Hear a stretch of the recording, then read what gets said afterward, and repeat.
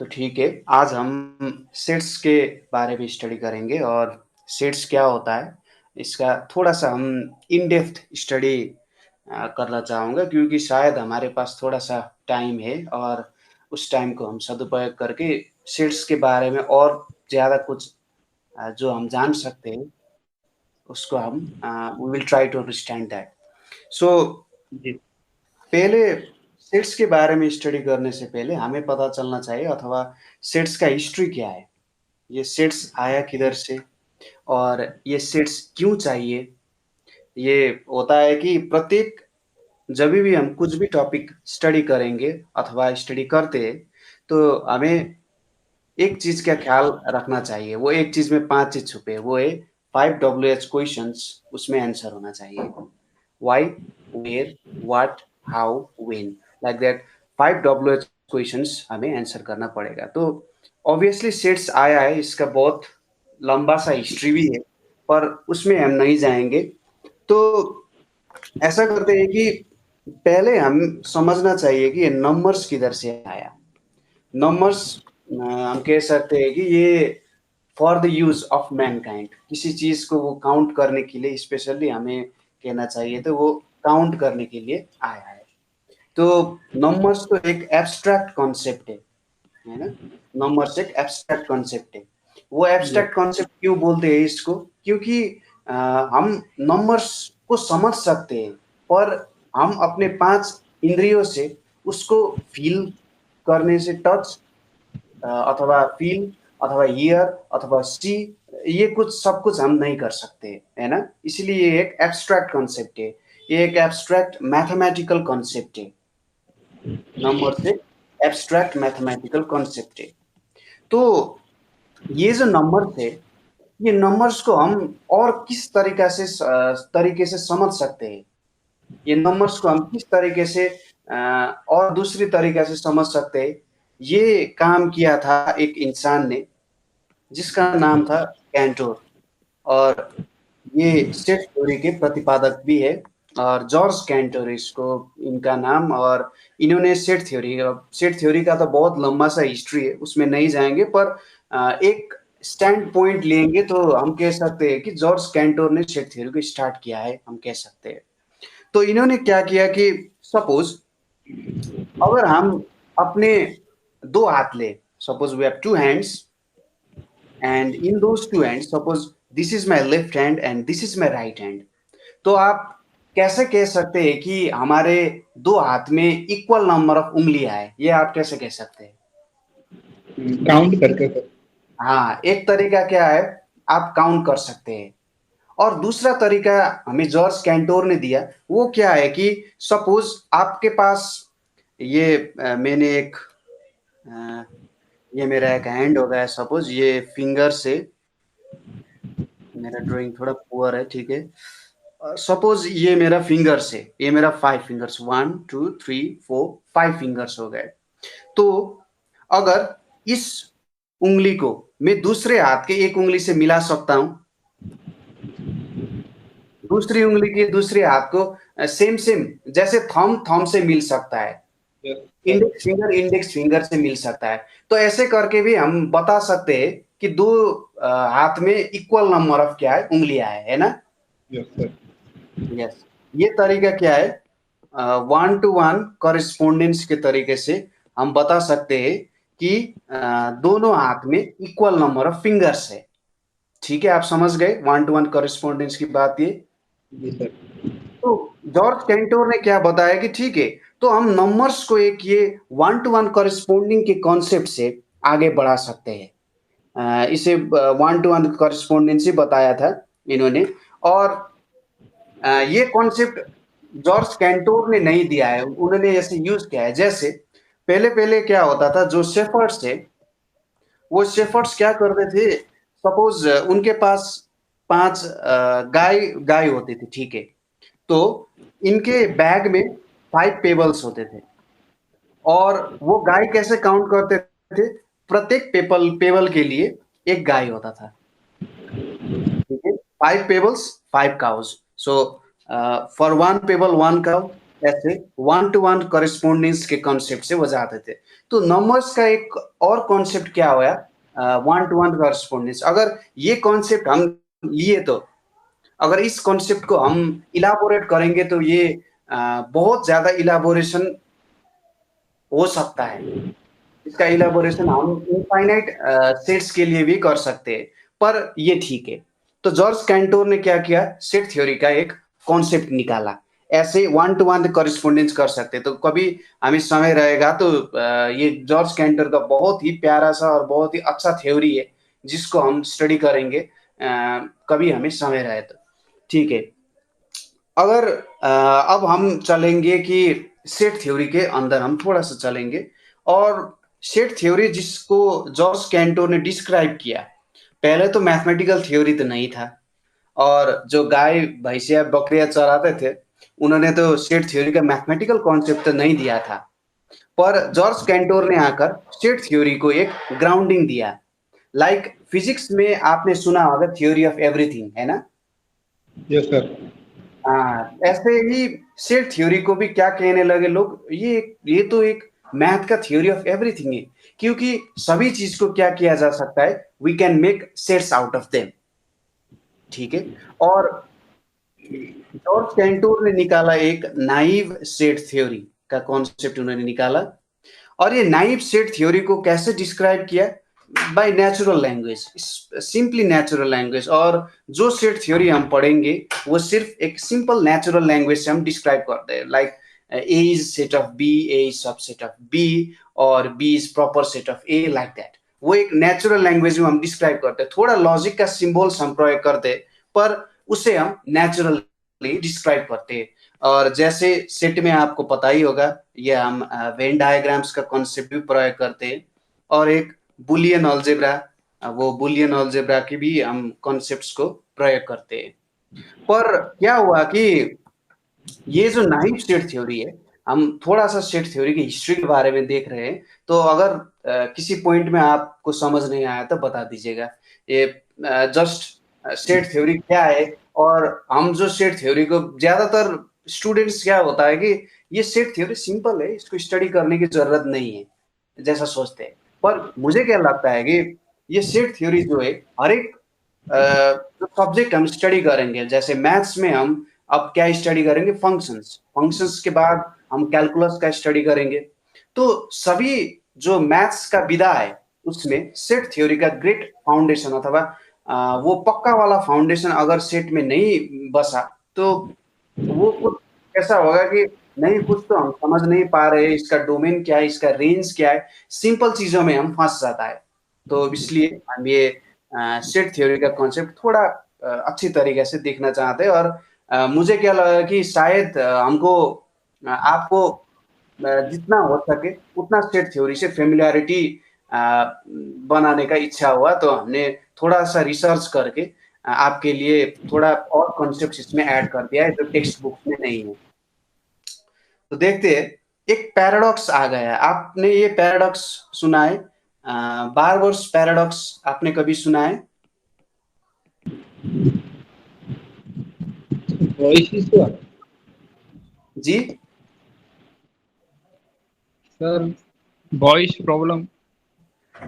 ये आपने, ठीक है। तो सेट थ्योरी में एक प्रॉब्लम आ गया है, वो प्रॉब्लम क्या था कि एक बर्ट्रैंड रसल नाम के वैज्ञानिक है, सर जनरल वॉइस इशू आ रहा है। वॉइस इश्यू आ रहा है। और ये बारबर्स पैराडॉक्स, जिसको बर्ट्रैंड रसल नाम के एक मैथमेटिशियन है, इन्होंने शायद नोबेल शांति पुरस्कार भी जीता था, नोबेल शांति पुरस्कार ही जीता होगा शायद, और लिटरेचर है या पीस में किसी में नोबेल प्राइज जीता है जो, ठीक है। तो इन्होंने एक पैराडॉक्स दिया, सेट के संबंधी एक पैराडॉक्स दिया। तो ये पैराडॉक्स क्या कहता है कि सपोज सपोज हमारे में एक नाई है, शायद नाई ही बोलते हैं ना बार को? जी सर।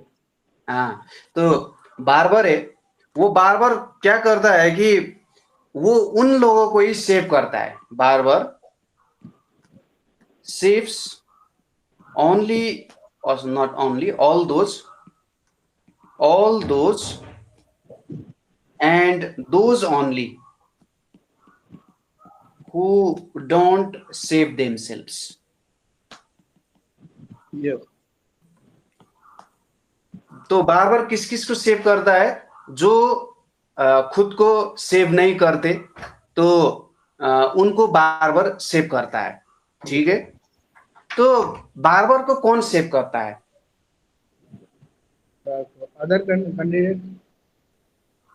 अगर बार बार खुद को सेव कर जाता है तो हमने तो स्टेटमेंट में लिखा है कि बार बार saves all those and those only who don't save themselves. तो बार बार को कौन सेव करता होगा? अगर वो खुद को सेव करेगा तो वो बार बार ही नहीं रहेगा। अगर बार बार ने अपने आप को सेव नहीं किया तो हमने स्टेटमेंट में क्या बोला है? जो अपने आप को सेव नहीं करता उसको बार बार सेव करता है। तो ये एक पैराडॉक्स बन गया है ना? जी सर। हाँ, ये एक पैराडॉक्स है, इसको बार्बर्स पैराडॉक्स कहते हैं। और इसका एक स्टेटमेंट भी है, वो स्टेटमेंट हम नहीं दिखाएंगे, पर इसका स्टेटमेंट आप बना सकते हैं प्रेडिकेट लॉजिक यूज करके। शायद इसमें सेकेंड ऑर्डर लॉजिक का यूज होता है। और सेकेंड ऑर्डर लॉजिक तो आप इंजीनियरिंग में स्टडी करेंगे, पर इतना समझ गए आपकी बार्बर्स पैराडॉक्स क्या होता है। और ये नाइफ सेट थ्योरी का एक इंपॉर्टेंट क्या था, क्रूशल पॉइंट था, क्योंकि knife set theory of everything of mathematics बनने का चला था। पर रसल के ये पैराडॉक्स ने क्या कर दिया कि सेट थ्योरी का एक पैराडॉक्स आ गया। और मैथमेटिक्स में क्या होता है कि अगर एक भी स्टेटमेंट ऐसा आ जाए जो उसको डिस्प्रूव कर सकता है तो वो मैथमेटिक्स पूरी तरीके से क्या होता है, ब्रोकन डाउन हो जाता है। वो उसको हम वैलिड थ्योरी ही नहीं कह सकते। तो अब क्या करना चाहिए, अब क्या करेंगे? तो नाइफ सेट थ्योरी से हम आ गए एक्सियोमेटिक सेट थ्योरी में। अब एक्सियोमेटिक सेट थ्योरी स्टेटमेंट से ही ये शायद आप समझ सकते हैं। एक्सियोमेटिक मतलब हम अब एक्सियोम्स से काम करेंगे। जैसे जियोमेट्री में आपको पता ही होगा कि 5 एक्सियोम्स है, वो यूक्लिड की 5 एक्सियोम्स है। जैसे कि suppose a point is something which has no dimension and from 2 points only one straight line passes and parallel lines never meet, वो एक्सियोम्स है। वो स्टेटमेंट्स सफिशिएंटली ट्रू है, पर उसको हम प्रूव नहीं कर सकते। आप ये प्रूव नहीं कर सकते कि point has no dimension, but आपको पता है वो क्या है, point has no dimension, but वो ट्रूथफुल, वो ट्रूथ है, आपको पता है। जैसे ऐसे ही सेट थ्योरी में भी क्या हुआ कि अब सेट को एक्सियोम्स की तरीके से एक्सप्लेन करना चाहिए। यही से एक्सियोमेटिक सेट थ्योरी का जन्म हुआ है। अब एक्सियोमेटिक सेट थ्योरी में टोटल इसको जर्मेलो फ्रैंकल सेट थ्योरी भी कहते हैं, ठीक है? जर्मेलो फ्रैंकल सेट थ्योरी कहते हैं, नाम से हमें कुछ मतलब नहीं। अब इसमें टोटल 10 एक्सियोम्स है, टोटल में 10 एक्सियोम्स है। हम सिर्फ 2 एक्सियोम्स की ही बात करेंगे, और वो 8 एक्सियोम्स आप स्टडी कर सकते हैं। जैसे 10 एक्सियोम्स में एक्सटेंशनलिटी का axiom, separation, empty set axiom, pair set, union, power set, infinity, foundation, replacement, choice, ये सब एक्सियोम्स है। पर हम 2 स्टडी करेंगे क्योंकि मुझे लगता है वो 2 हमको सेट थ्योरी में थोड़ी सी डेप्थ देगा, हमारे स्टडी में थोड़ी सी डेप्थ देगा, क्योंकि हमें लगता होगा कि नहीं ये तो कैसे हो सकता है और ये कैसे हुआ। ऐसा क्वेश्चंस अगर आपके माइंड में आया है, जितना सेट हमने स्टडी किया है, तो ये आपको हेल्प कर सकता है। ये सिर्फ एक थ्योरेटिकल बैकग्राउंड है, एग्जाम्स में नहीं आएंगे। तो एक एक्सियोम है, एक्सटेंशनलिटी का एक्सियोम कहते हैं उसको, एकदम सिंपल सा एक्सियोम है। ये एक्सियोम क्या कहता है?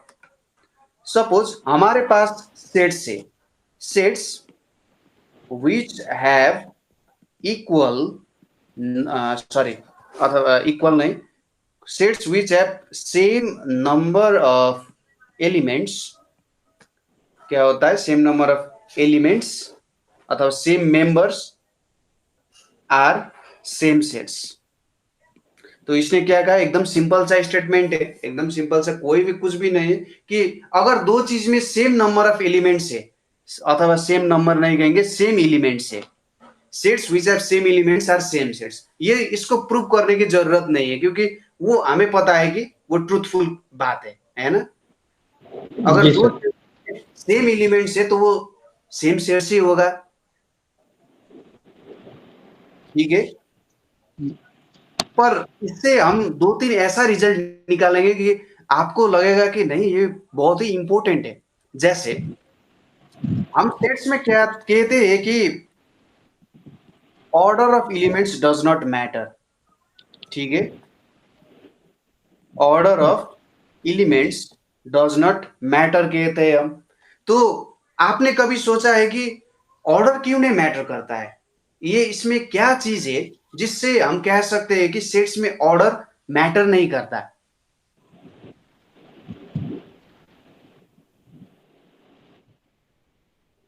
ठीक है, तो ऑर्डर मैटर नहीं करने के लिए इसके पास ये एक्सटेंशनैलिटी का एक्सियोम यूज करेंगे हम। जैसे सपोज हम ए कमा बी एक सेट लिखते हैं, हम अब अभी फॉर्मल डिफिनेशन में नहीं गए, आपके सेट्स के नॉलेज से हम काम कर रहे हैं। तो ए कमा बी सेट से बी कमा ए सेट है, ठीक है? तो हम अब एक्सटेंशनैलिटी का एक्सियोम यूज करेंगे। तो देखिए यहाँ एक एलिमेंट ए, यहाँ भी एक एलिमेंट ए, और यहाँ भी एक एलिमेंट बी है, और यहाँ भी एक एलिमेंट बी है, ठीक है? तो क्या हुआ कि इन दोनों में क्या है, सेम एलिमेंट्स है ना? Yes sir. तो ये दो सेट्स इक्वल सेट्स हुए कि नहीं? Equal sir. हाँ, तो ये सेट और ये सेट का क्या है कि ऑर्डर मैटर करता होगा। अब सर ऑर्डर मैटर नहीं करेगा। ऑर्डर मैटर क्यों नहीं किया? क्योंकि ये दो सेट इक्वल सेट है, ये दो सेट सेम, ये दो सेट क्या हुआ है, सेम सेट हुए। क्योंकि हमने यहाँ क्या लिखा है, sets which have same elements are same sets, है ना? Yes sir. तो ये दो सेट तो सेम ही हुए। आप समझ Yes. गए ये बात? जी सर। हाँ, ये दो सेट्स सेम हुए। तो हम अब क्या क्या कह सकते हैं कि हम अब ए कमा बी लिखे या बी कमा ए लिखे, इससे कोई फर्क पड़ता होगा? नहीं। नहीं। तो हम अब कह सकते हैं कि ऑर्डर डज नॉट मैटर। ठीक है, आप समझ गए? यस। हाँ, गुड। तो और दूसरी बात, हम लिखते हैं कि ए कमा ए को हम सिर्फ क्या लिखते हैं कि ए लिखते हैं। हम क्या कहते हैं कि सेट्स में डुप्लीकेट एलिमेंट्स नहीं होना चाहिए, है ना? तो ये हम इसी एक्सियम से कह सकते हैं। सपोज हम एक सेट लेंगे ए, दूसरा सेट लेंगे ए कमा ए। तो यहां पर ए, ठीक है, यहां पर ए और इसमें भी एक ए, यहां पर ए, यहां एक ए, ठीक है?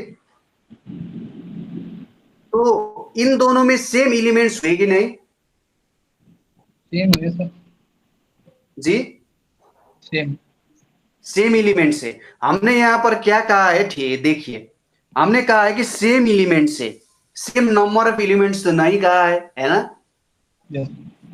हाँ, तो अब हम क्या कह सकते हैं कि ये दो सेट्स इक्वल है कि नहीं? इक्वल। सेम सेट से। तो ए कमा ए नहीं होगा, सिर्फ एक ही एलिमेंट है। अगर हम ए कमा ए जितनी बार ए लिखे, ये सेट किससे इक्वल होता है, ये ए सेट से इक्वल होता है। तो हम ये यहां से क्या कह सकते हैं कि डुप्लीकेट एलिमेंट्स अथवा एक ही एलिमेंट मल्टीपल टाइम्स ऑकर नहीं होना चाहिए, है ना? क्योंकि एक ही एलिमेंट से काफी हो जाता है। ठीक है? जी सर। ठीक है, आप समझ रहे हैं मेरी बात? जी सर, मैं समझ रहा हूँ। हाँ, बहुत अच्छे। अब शायद ये मैं सोच रहा था कि ये एक्सियम ऑफ सेपरेशन भी किया जाए, पर मुझे लगता है कि मैं सिर्फ आपको इसके एक क्या कहते हैं, इसका जो स्टेटमेंट है वो स्टेटमेंट आपको बताऊंगा, और आप एक्सप्लोर कर सकते हैं। क्योंकि ये जो एक्सियम से इसको आप एक्सप्लोर करेंगे तो शायद और अच्छी तरीके से आप इसको समझ पाएंगे। एक्सियम ऑफ सेपरेशन क्या कहता है, एकदम सिंपल है। ये क्या कहता है कि for any condition you provide a set exist. अब ये क्या कह रहा है, सपोज आपने कोई कंडीशन दिया, ठीक है, आप अंत्यशायनी है, आप नहीं आपने कहा कि सपोज एक स्टेटमेंट बनाया, एक लड़का है जिसका साल जिसका उम्र 20 साल है, वो जयपुर में रहता है और उसका घर पीला है और उसके माता पिता है और एक बहन है। ये आपने क्या दिया? एक कंडीशन दिया, ठीक है। तो ये क्या कहता है कि अगर आपने कोई भी कंडीशन दिया है तो उसमें एक सेट एग्जिस्ट करना ही होगा। जी सर। हाँ, ये एक्सियोम ऑफ सेपरेशन की बात है। अब ये एक्सियोम ऑफ सेपरेशन बहुत ही वास्ट है। हम यहाँ पर लिखते हैं कि एक ही स्टेटमेंट है, नहीं, ये तो कुछ भी नहीं है। पर ये एक्सियोम ऑफ सेपरेशन से बहुत बड़े बड़े स्टेटमेंट्स हम प्रूव कर सकते हैं। जैसे कि अभी हमने जो रसल्स पैराडॉक्स का, बार बार पैराडॉक्स का किया था ना, तो उससे भी हम एक लॉजिकल तरीके से ये स्टेटमेंट से उसको प्रूव कर सकते हैं कि नहीं, अब जो एक्जियोमेटिक सेट थ्योरी है उसमें ऐसा प्रॉब्लम कभी भी नहीं आएगा। और हम इतने डेप्थ में जाएंगे तो शायद हमारा 10-15 लेक्चर ही उसमें खत्म हो जाएगा। तो इतना सा हम करते हैं। और ये एक्सियम्स की बातें तो आप देख भी सकते हैं। जैसे हमने कहा था एक्सटेंशनलिटी, सेपरेशन, ये ठीक है, ये समझ गए होंगे। तो अब हम कोर्स के अंदर टाइप करेंगे। जी सर। ठीक है। तो पहली बात ये है कि आप सेट को कैसे डिफाइन करते हैं, आप बताइए। ब्रैकेट लगा कर सर? नहीं, वो तो ब्रैकेट लगाकर तो आप लिखते हैं, पर सेट को आप डिफाइन कैसे करेंगे? इसमें कोऑर्डिनेट होते हैं। ठीक है, आपने बुक में जो डिफिनेशन पढ़ा है वो आप हमको बता सकते हैं।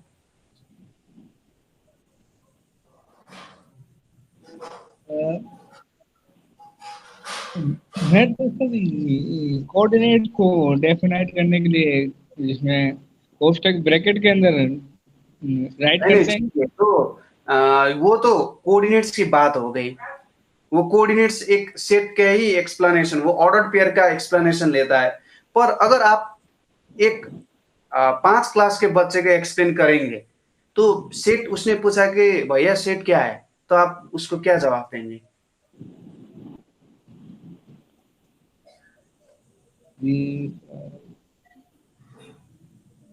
मुझे याद नहीं आ रहा सर, सॉरी। नहीं नहीं, ठीक है, तो आपको हम याद दिलाएंगे। ये सेट क्या होता है? Well defined collection of object, जी ये सेट का डिफिनेशन होता है। इसमें दो पार्ट है, वेल डिफाइंड और ऑब्जेक्ट। ऑब्जेक्ट मतलब एलिमेंट्स, सेट में जो बसते हैं, ठीक है। हम समझ सकते हैं कि सेट एक घर है और उस घर में कुर्सी है, ठीक है, टेबल है, किचन है, जी किचन सर। में बहुत सारे सामान होंगे, आप भी बैठते हैं घर में। तो वो घर एक सेट होगा। तो उसमें जो सामान है, उसमें जो इंसान बैठते हैं, तो उनको हम एलिमेंट्स कह सकते हैं, ठीक है। जी सर। अब दूसरी बात यहाँ पर आती है और ये बहुत ही इंपॉर्टेंट बात है कि वेल डिफाइंड। वेल डिफाइंड का मतलब उसमें जो कंडीशन हम यूज करते हैं, उसमें जो कंडीशन हम लगाकर उस सेट को डिफाइन करते हैं, वहां पर जो भी एलिमेंट्स है उसका, उससे ये वेल डिफाइंड की कंडीशन पर खरा उतरना होगा, नहीं तो वो एलिमेंट्स हम नहीं रख पाएंगे। जैसे इसका एक दो एग्जांपल हम देख सकते हैं। ये कैसा एग्जांपल हम इसके लिए सपोज कीजिए कि कलेक्शन ऑफ नेचुरल नंबर्स। जी सर।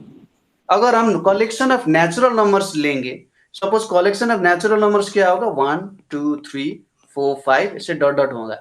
तो ये एक सेट होगा कि नहीं? यस, सेट होगा सर। क्यों सेट होगा, आप बता सकते हैं हमें डेफिनेशन से? मतलब कि ऑब्जेक्ट को हमने कलेक्ट किया हुआ है ऑब्जेक्ट कलेक्ट किया है और एक ये वेल सीक्वेंस, डिफाइंड है। मतलब कंडीशन को फॉलो कर रहा है सर। हाँ, ये एकदम एकदम आप बहुत करेक्ट है। वेल डिफाइंड का कंडीशन भी ये फॉलो अप कर रहा है कि 1 के बाद 2 आ रहा है, 3 आता है, यहाँ पर नेचुरल नंबर का कंडीशन फुलफिल हो रहा है। यहाँ पर कोई फ्रैक्शन आ रहा है 1/2, 1/3, अथवा कोई इरेशनल नंबर नहीं आ रहा है, √2, √3 नहीं आ रहा है, सिर्फ क्या आ रहा है, नेचुरल नंबर्स आ रहा है। ये एक वेल डिफाइंड भी है और इसमें एलिमेंट्स भी है, इसको हम सेट्स कह सकते हैं। उसी तरह collection of all negative integers, collection of all negative integers को हम सेट कह सकते हैं कि नहीं?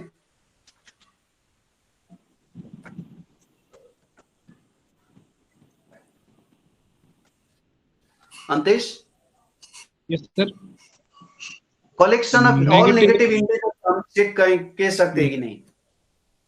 नंबर से पहले नेगेटिव साइन लगा दो, नेगेटिव तो हो जाएगा सर। हाँ, तो वेल डिफाइंड भी है और ये ऑब्जेक्ट एलिमेंट्स भी है, तो इसको भी हम सेट कह सकते हैं। और हाँ, ये एक आराम और से एग्जांपल लेंगे। ठीक है, बहुत अच्छे। Collection of all toll persons इन कहते हैं Delhi. Okay, collection of all toll persons इन दिल्ली, इसको हम सेट कह सकते हैं कि नहीं? अगर उसमें आल शब्द आ गया तो आराम से बोल सकते हैं सर। क्या क्या? आल वर्ड आ गया है तो आराम से सेट्स कह सकते हैं नॉर्मली। तो ठीक है, हमारे कंडीशन पर इसको खरा उतारेंगे। तो हमने क्या कहा था, वेल डिफाइंड के मतलब एक ऐसा कंडीशन होना चाहिए कि ऑल टॉल पर्सन्स। तो सपोज करते हैं कि ज्यादातर इंडिया में सिंपली हम कह सकते हैं एवरेज में average height of people of Delhi is suppose 5 to 6 feet अथवा 5.3 फीट है। ओके, एवरेज हाइट 5.3 फीट है। तो 4 फीट तो 5 फीट वालों से टॉल ही होगा, है ना? 5 फीट वाले सर 5 फीट वाले लोग तो 4 फीट वाले से टॉल ही हो गए, है कि नहीं?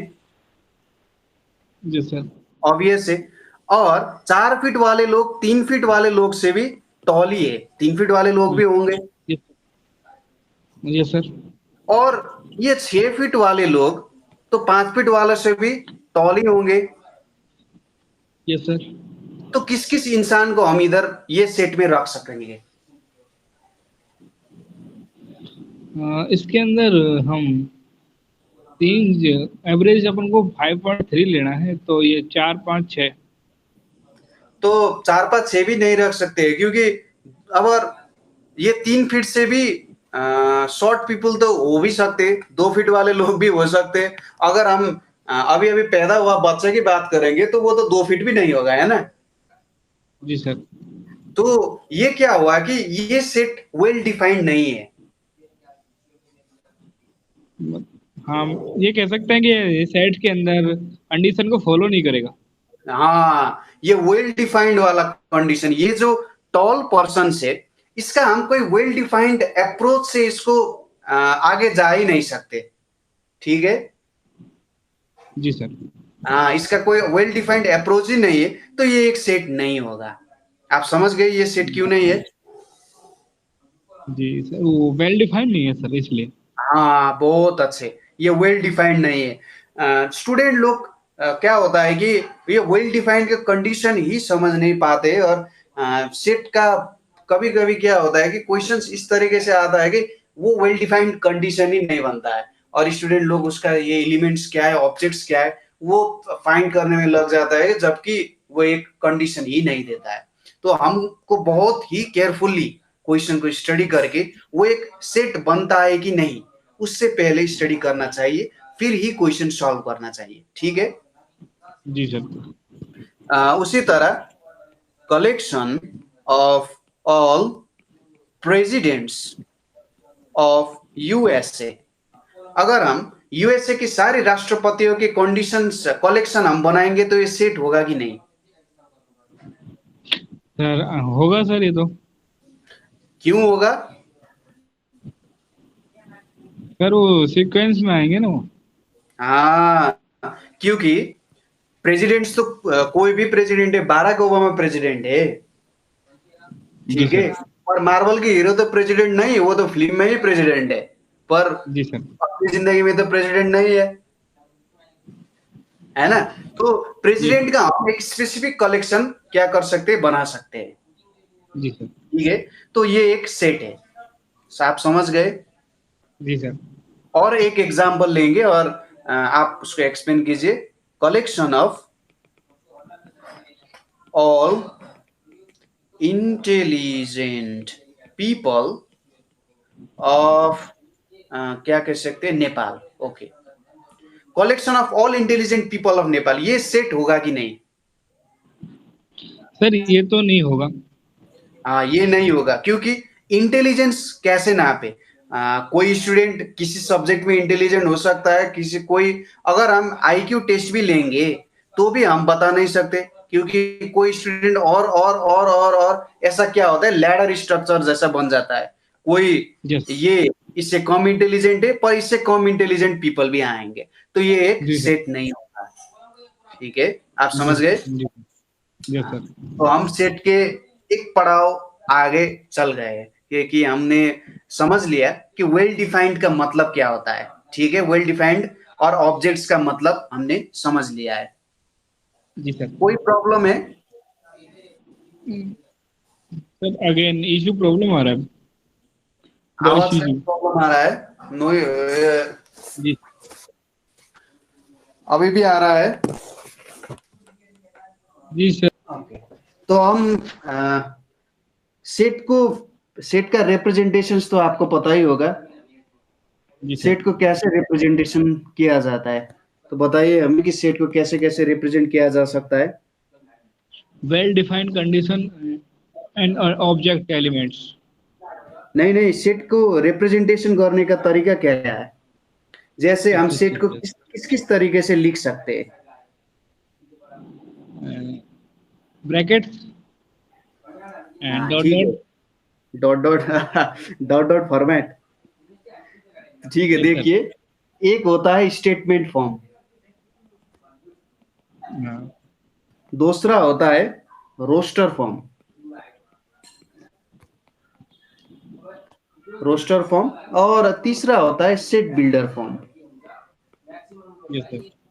ठीक है। स्टेटमेंट फॉर्म क्या होता है? अभी अभी हमने जितना भी इधर लिखा था स्टेटमेंट्स, ये सभी स्टेटमेंट फॉर्म में लिखा है, ठीक है। Yes sir. सपोज हमने लिखा कि कलेक्शन ऑफ नेचुरल नंबर्स, ये स्टेटमेंट फॉर्म में है। Collection of all negative numbers integers, ये भी स्टेटमेंट फॉर्म में है ना। Yes sir. तो सपोज हमने अगर लिखा कि कलेक्शन ऑफ रैशनल नंबर्स, ये भी एक क्या है, स्टेटमेंट है। जनरली अगर हम स्टेटमेंट फॉर्म में लिखते हैं तो कलेक्शन और सेट लिखेंगे। जनरली स्टेटमेंट के आगे क्या आएगा, सेट ऑफ समथिंग अथवा कलेक्शन ऑफ समथिंग, ऐसे हम क्या क्या करते हैं, स्टेटमेंट फॉर्म में इसको लिखते हैं, ठीक है। जी सर। ओके। तो दूसरा क्या आएगा, आएगा हमारा रोस्टर फॉर्म में। रोस्टर फॉर्म में इसके एलिमेंट्स को हम लिखेंगे।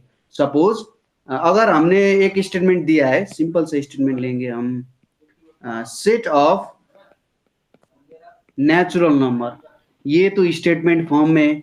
अगर हम इसको क्या लिखेंगे, 1 2 3 4 5 ऐसे लिखेंगे, तो ये एक क्या हुआ, यस। रोस्टर फॉर्म है। इसको हम रोस्टर फॉर्म रोस्टर। कहते हैं। रोस्टर हम जैसे एक रूटीन बनाते हैं ना, टाइम टेबल, यस सर। हाँ वही वही है, रोस्टर फॉर्म वही है।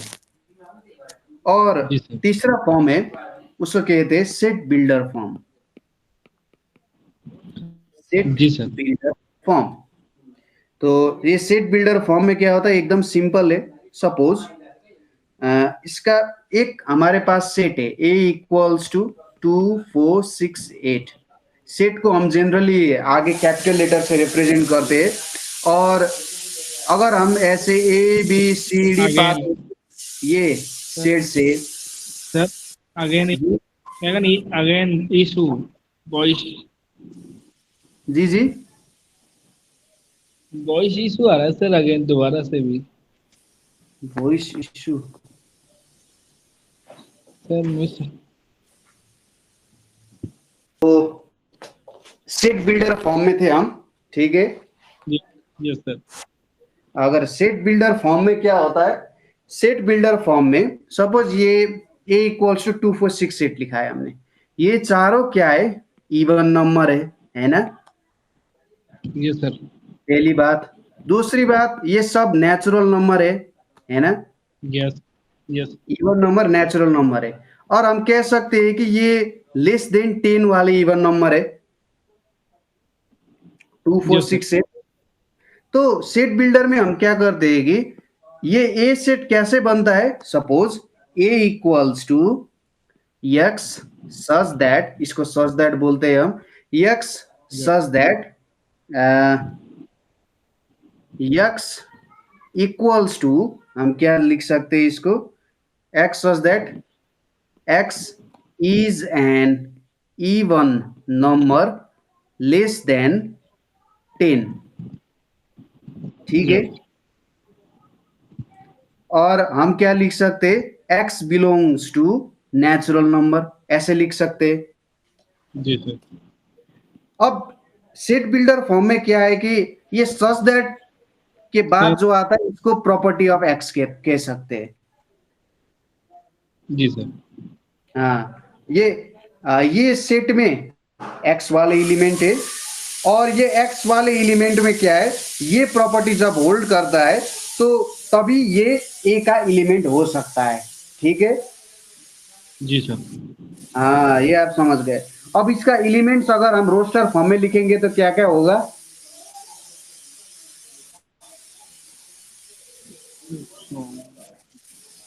अगर रोस्टर फॉर्म में लिखेंगे तो क्या होगा इसके एलिमेंट्स, 1 2 3। इवन नंबर है। अच्छा इवन नंबर 2 4 6 8। अगर हम जीरो लिखेंगे तो ये ठीक होगा कि नहीं,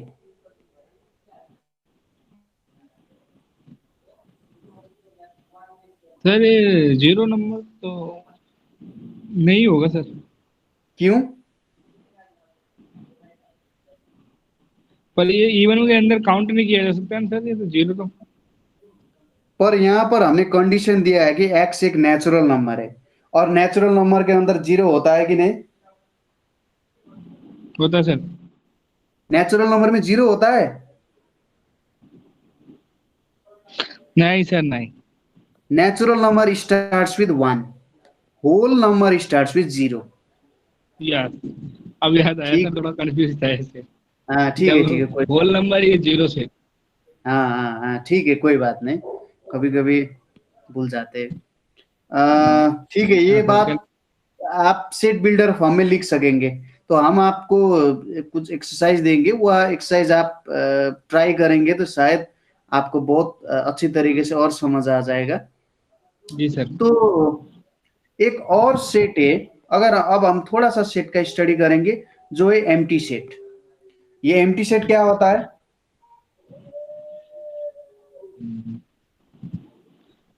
नहीं पता सर। ठीक है। तो ये एम्प्टी सेट एक ऐसा सेट है जिसमें कोई भी एलिमेंट नहीं है, सेट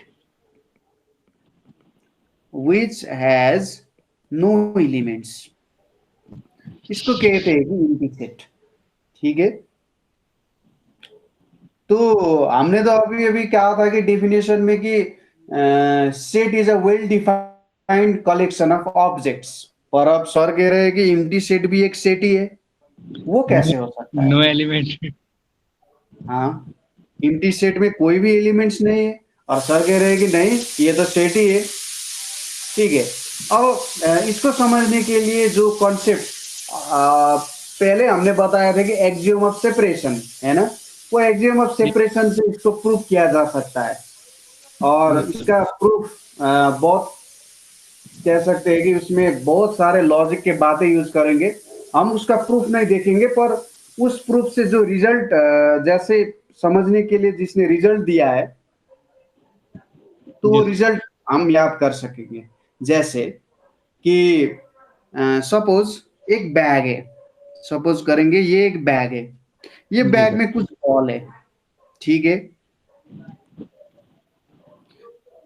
सपोज करेंगे कि अगर हमने एक एक करके ये बॉल को निकाल दिया, ये बॉल को निकाल दिया, ये बॉल, ये बॉल, ये बॉल, ये बॉल, ये बॉल, ये बॉल निकाल दिया, तो ये बैग एग्जिस्ट करेगा कि नहीं? बैग एग्जिस्ट करेगा सर ये तो। करेगा, ऑब्वियस बात है। तो एम्प्टी सेट भी यही है। सेट को हम एक क्या कर सकते हैं, बर्तन की तरह समझ सकते हैं। उस बर्तन में अगर पानी रखेंगे या नहीं रखेंगे तो भी वो बर्तन तो एग्जिस्ट करेगा ही। जी सर। एक ग्लास है, वो ग्लास में हम थोड़ा सा शरबत पानी डाल सकते हैं। अगर शरबत पानी नहीं भी है तो वो भी अभी भी ग्लास ही रहेगा ना, वो ग्लास तो एग्जिस्ट करना बंद नहीं करेगा। जी सर। तो एम्प्टी सेट का भी यही बात है कि ये समझने की बात है, ये एग्जैक्ट बात नहीं है, ठीक है, ये एग्जैक्ट बात नहीं है। हम अभी अभी फिलोसोफर की तरह बात कर रहे हैं कि ये ऐसा है एग्जाम्पल की तरीके से, पर मैथमेटिकल प्रूफ ये नहीं है। मैथमेटिकल प्रूफ कुछ और ही है, पर ये समझने की एक बात है। और क्या है कि जो सेट थ्योरी के प्रतिपादक थे वो जॉर्ज कैंटोर ने जब एम्प्टी सेट का कॉन्सेप्ट दिया था तो बहुत से मैथमेटिशियन ने नहीं, ऐसा तो नहीं होना चाहिए, सेट तो एग्जिस्ट ही नहीं करता अगर उसमें एलिमेंट्स ही नहीं है। तो एम्प्टी सेट क्या क्या सेट है, इसमें तो ये सेट को प्रॉपर्टी फॉलो नहीं करता। पर जब ये एम्प्टी सेट का यूजफुलनेस सिग्निफिकेंस दिखा गया तो जॉर्ज कैंटर ने दिखाया कि नहीं, ये एम्प्टी सेट बहुत ही यूजफुल हो सकता है, क्योंकि इंटरसेक्शन के ऑपरेशंस में और विभिन्न ऑपरेशंस में एम्प्टी सेट बहुत ही काम आ सकता है। तो जब उसका यूजफुलनेस अथवा सिग्निफिकेंस दिखा गया। सर जी वॉइस अगेन दोबारा से स्टार्ट हो गया सर। सुन रहे हैं आप अभी? सर वॉइस दोबारा से भी कट रहा है, अब कटने लग अब गया भी पड़ रहा है? है। जी सर कट रहा है अभी। हाँ, तो अभी सुन रहा है, सुन रहे हैं आप? सेट विच हैज नो जी elements sir. Is called empty set. जी सर सुन रहे हैं। हाँ, तो एम्प्टी सेट वो सेट है जिसमें कोई भी एलिमेंट्स नहीं है, और इसका इतना ज्यादा यूजफुलनेस है कि साइंटिस्ट अथवा मैथमेटिशियन गणितज्ञ ने इसको मान लिया कि हाँ, इतना यूजफुलनेस है तो ठीक है, हम इसको सेट मान लेते हैं, और इसको सेट मान लिया, ठीक है। जी सर। अब एम्प्टी सेट का कोई एग्जांपल आप हमें दे सकते स्टेटमेंट फॉर्म में? स्टेटमेंट सर मैं नहीं दे सकता सर।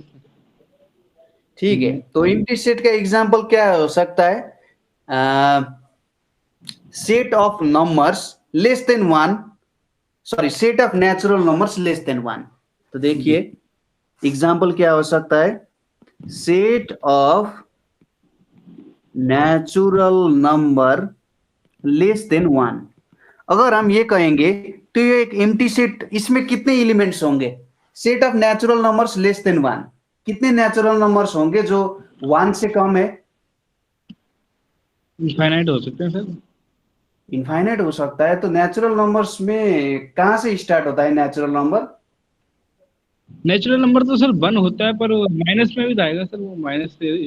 वो तो उसको तो इंटेजर्स कहेंगे हम, इंटेजर्स माइनस में जाता है, नेचुरल नंबर्स नहीं जाता।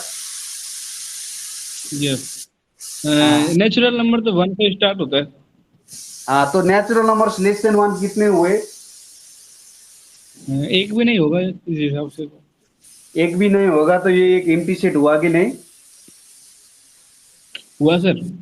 कोई भी एलिमेंट नहीं है, ठीक है। नहीं सर नहीं, बिल्कुल करेक्ट। हाँ, set of natural numbers less than one, इसमें कोई भी एलिमेंट नहीं है। नहीं है। और आपको रैशनल नंबर का डिफिनेशन हमें बताइए, रैशनल नंबर क्या होता है, कैसे डिफाइन कर सकते हैं रैशनल नंबर को? रैशनल नंबर इसमें रूट नंबर वगैरह ये होते हैं सर। रूट नंबर होता है, ठीक है। राशनल नंबर्स ऐसा नंबर्स होता है कि ये पी बाई क्यू फॉर्म वाले नंबर्स जो होते हैं उसको राशनल नंबर्स कहते हैं, ठीक है। जी ठीक है, तो इसको हम राशनल नंबर बोलते हैं।